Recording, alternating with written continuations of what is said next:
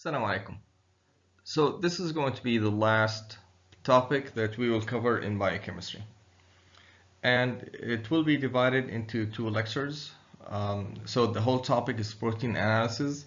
And it will be divided into two lectures. First, we'll talk about protein purification. And the second one will be protein analysis. So the idea here is that what we need to focus on is that proteins can be purified. And this purification would be based on their solubility, their size, charge, and specific binding affinity. Okay, so we can take advantage of differences in protein characteristics in these four aspects in order to purify proteins. So let's start with solubility now. So the first technique is known as salting in, okay, and we can say salting in, salting out. The idea here is that proteins are not soluble in water, okay. So what happens is that if we mix proteins with water, proteins would tend to cluster together, okay. And the reason is that the interaction between protein molecules and water would be weak. Water molecules would tend to interact with each other, but the hydrophobic amino acids, non-polar amino acids that can exist on the surface of proteins would do their best to hide from water. So proteins would tend to cluster together, and as a result, this would lead to protein precipitation, because now you will have the formation of a large complex of proteins that are quite heavy, so they would tend to precipitate. And they do precipitate non-specifically, okay?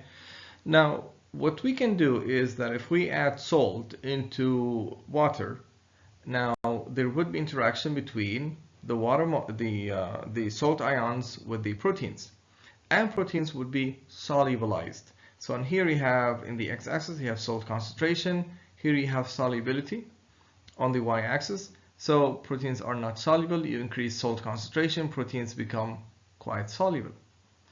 Now, this is salting in. Salting out is basically when you add a lot of salt. So you have very high concentration of salt. Now, in this case, instead of protein interaction with the salt ions, solubilizing them, you rather have interaction between the salt ions and the water molecules. Okay? And this extracts the water molecules and the salt ions as well from interacting with the protein molecules. So again, to the protein molecules, the environment is hydrophobic. And as a result, proteins would tend to, again, cluster together. They might even become denatured, okay, because the hydrophobic regions now come out. They get exposed. You have hydrophobic interactions, and again, proteins would tend to precipitate.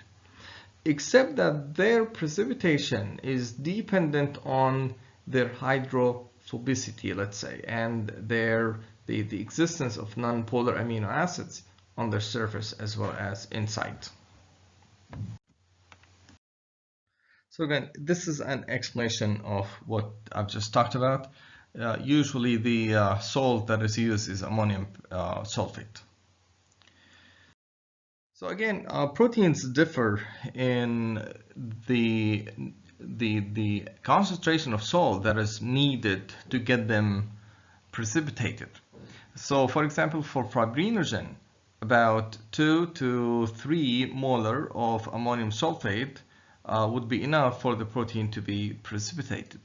Compare this to myoglobin, which requires almost as high as 10 molar of salt to get it precipitated. So you have lots of salt in the solution at the end of the salting out technique. Now the thing is, if we get proteins precipitated, we need to get the salt out in order to be able to work with these proteins. So to get salt out, or to remove salt, eliminate salt from the solution, we use another technique known as dialysis. And in dialysis, what we do is that we place the protein solution in a bag, okay, and we seal this bag tightly, and we put it inside a container that contains low salt solution. And the idea here is that this bag is really special because it has pores, very small pores. These pores would allow salt to get out and be exchanged with the low salt solution. So water would get in, salt ions would get out. So now the concentration of salt inside the bag would be low, or at the end of dialysis, it will be similar to what's outside the bag. Proteins, though, cannot move through the pores because they are large, and as a result they are trapped in this bag. So after like 24 hours or so, we open the bag and we take the solution out of the bag, and now we have proteins in a low salt solution, and we can work with these proteins or using the other techniques that I'll talk about in this lecture. Now, there are two big disadvantages of dialysis. The one thing is that large number of larger proteins would still exist. So the idea with salting in, salting out is that not one single protein would precipitate. Rather, we have a large number of proteins that can precipitate at a certain concentration of salt. Okay, so this is not really purification. This is still dirty. And note the range of salt concentration that is needed to precipitate a single type of protein, like, for example, myoglobin.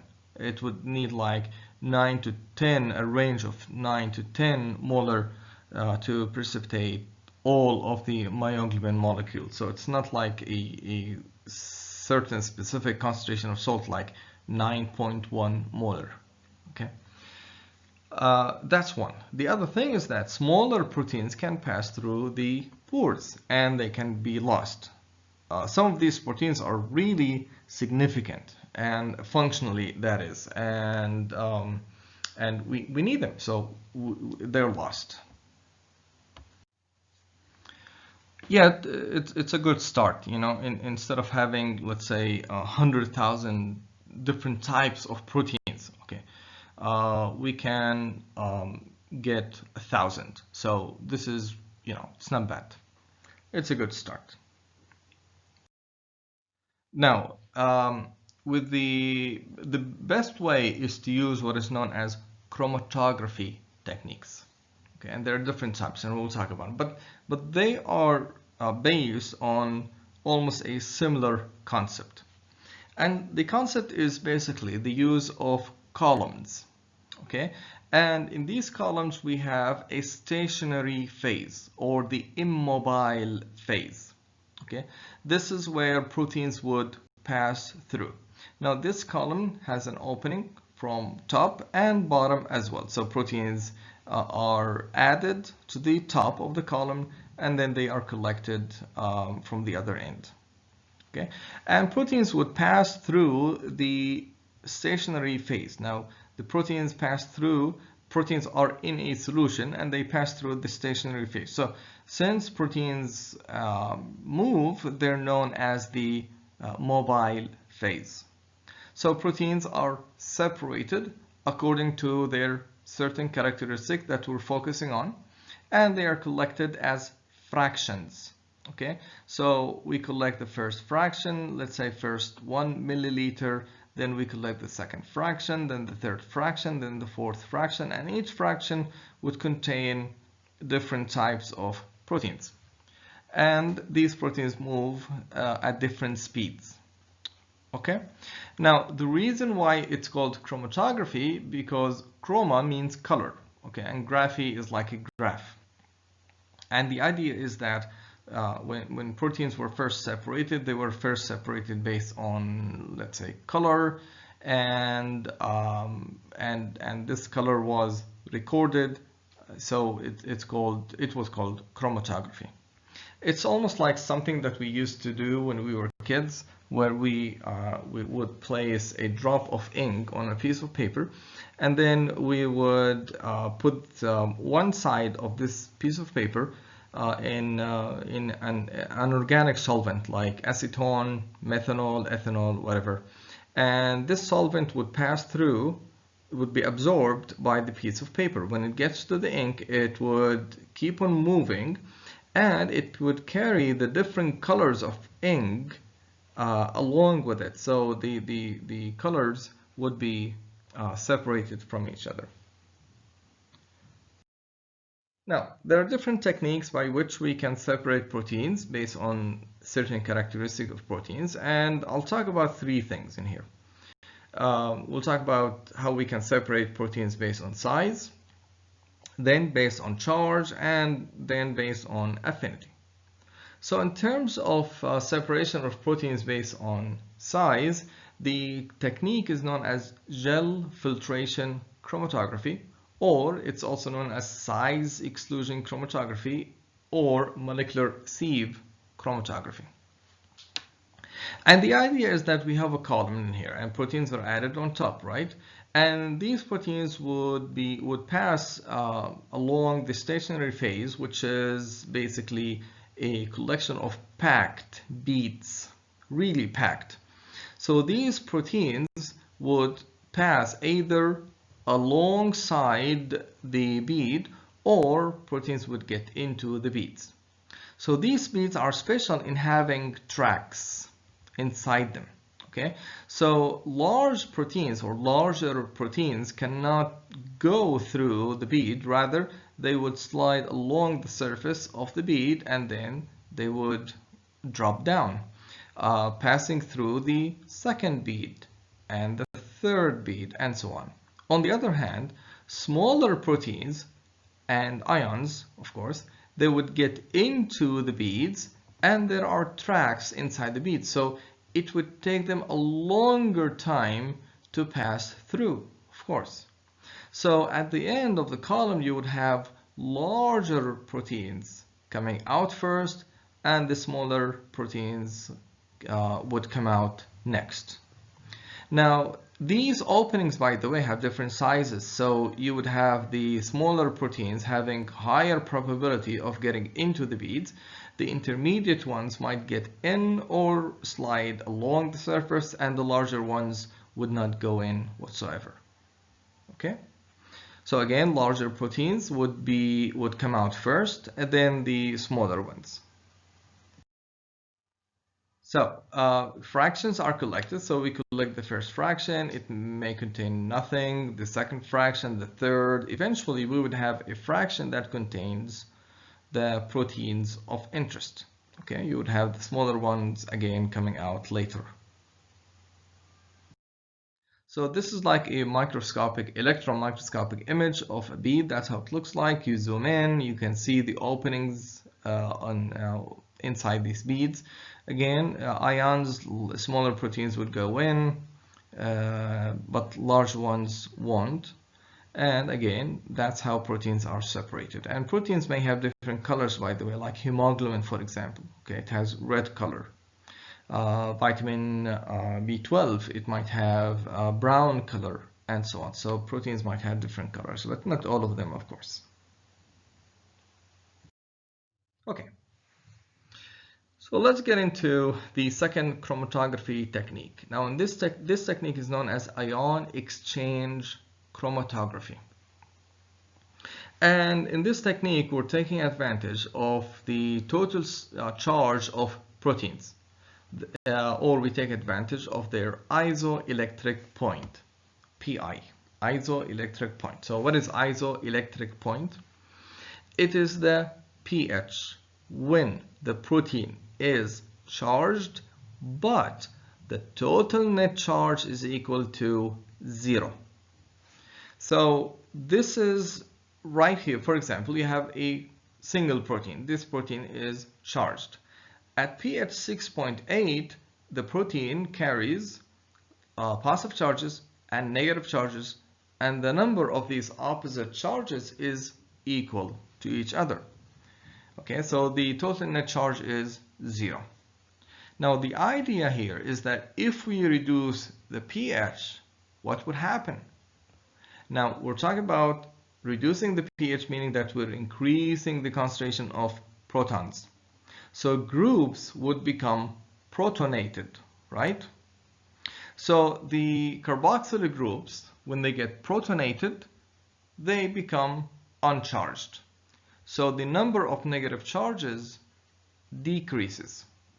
The number of positive charges, though, increases, because now proteins groups like amino groups would become protonated. So you would have higher number of positive charges and lower number of negative charges. Proteins become positively charged. So decrease the pH further, you get more positive charges on the surface of proteins. Okay? The opposite is true as well. So it's vice versa, meaning that if we increase the pH, that is, if we decrease the concentration of protons, now groups would start to lose their protons. So carboxyl groups, they become more negatively charged, and positively charged groups would lose their positive charge, so proteins become more negatively charged. Okay? So there are two types of columns. The first one that we'll talk about is what is known as the anionic exchange chromatography. Now, in anionic exchange chromatography, we have a bead that carries positive charges. Okay, so what happens is that when we add the mix of proteins that are negatively charged, okay, those with low isoelectric point would bind to the beads, and those that are positively charged would be washed out. Okay, again, pay attention to the words. What we do next is something called elution. And with elution, what we're doing is that we are releasing the bound proteins. Okay, so we have a collection of proteins in a sample, negatively charged proteins and positively charged proteins, and the beads are positively charged. So when these proteins pass through the column, the negatively charged proteins would bind to the beads, and the positively charged proteins are washed away or washed out of the column. Then we do elution, and the proteins that are negatively charged are released, and then they are collected as fractions. Now, the thing is, these proteins would not come out all at once. So how do we get them eluted? By adding increasing concentrations of sodium chloride of salt. Now, the idea here is that in that salt solution, you have a lot of chloride ions, and these chloride ions would compete with the negatively charged proteins in binding to the beads. So proteins with the least negative charges would be released first, with the highest number of negative charges would be eluted last. Okay, so proteins, in other words, proteins with the higher isoelectric point would be eluted first, and proteins with the lowest isoelectric point would be eluted last. On the other hand, we have another chromatography technique known as cationic exchange chromatography. Now, in this technique, or in this chromatography column, we have beads that are negatively charged, okay, regardless of what the name is.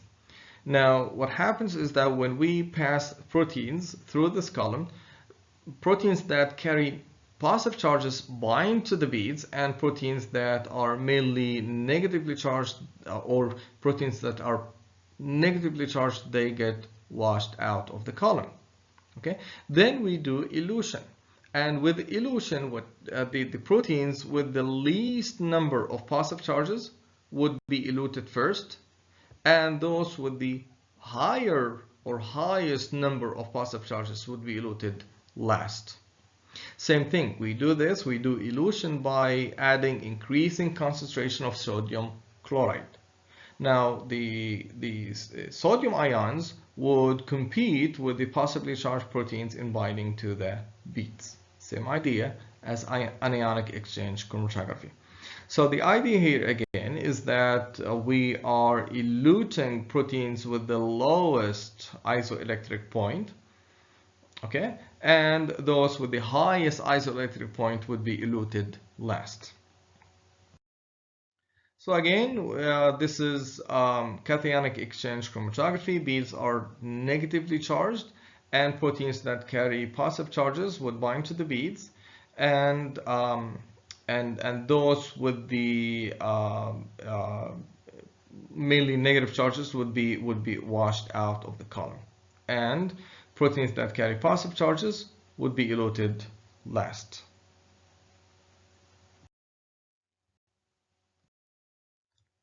So here's a problem.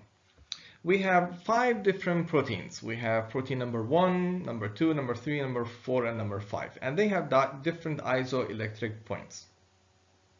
So number 5, protein number 5 has an isoelectric point of 2.3. Number 4 has an isoelectric point of 4.7, then 7.2 for number 1, 9.1 for number 2, and 12.1 for number 3. Now, what do we mean by 2.3? It means that at pH 2.3, the protein is charged and the total net charge is equal to 0. That is, the number of negative charges and number of positive charges are equal to each other. So if we reduce the pH, we get it down to, let's say, 2 or 1.5. Now this protein would be possibly charged. Okay. If we increase the pH to, let's say, 3 or 4, the proteins would become more negatively charged. So we have these proteins, okay, in a solution, and we start the column at pH 6.5.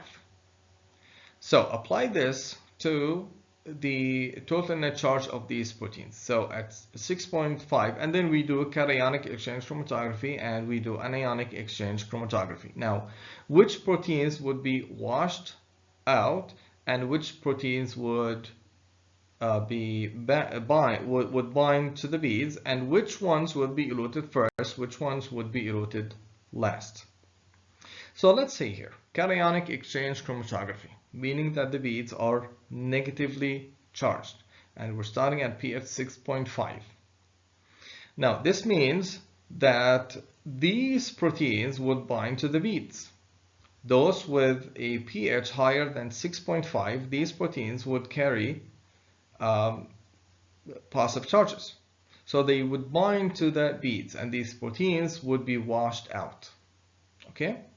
Now, what we do then is that we add increasing concentration of salt.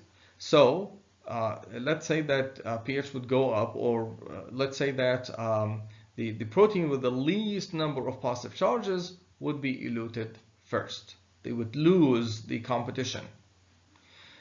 So this one would be eluted first, then this one right here, then that one, number 3, would be eluted last. So if we do anionic exchange chromatography, now the beads are positively charged. So these are the proteins that will bind to the beads, and these 3 would be washed away. Now, pH is 6.5. If we decrease the pH, once we get to a pH that is close to 4.7, now number 4 would be eluted first, because now it becomes, it starts to lose the negative charges and the positive charges would dominate. Okay, so now these proteins would be eluted first. This protein number 4 would be eluted first, then number 5 would be eluted last.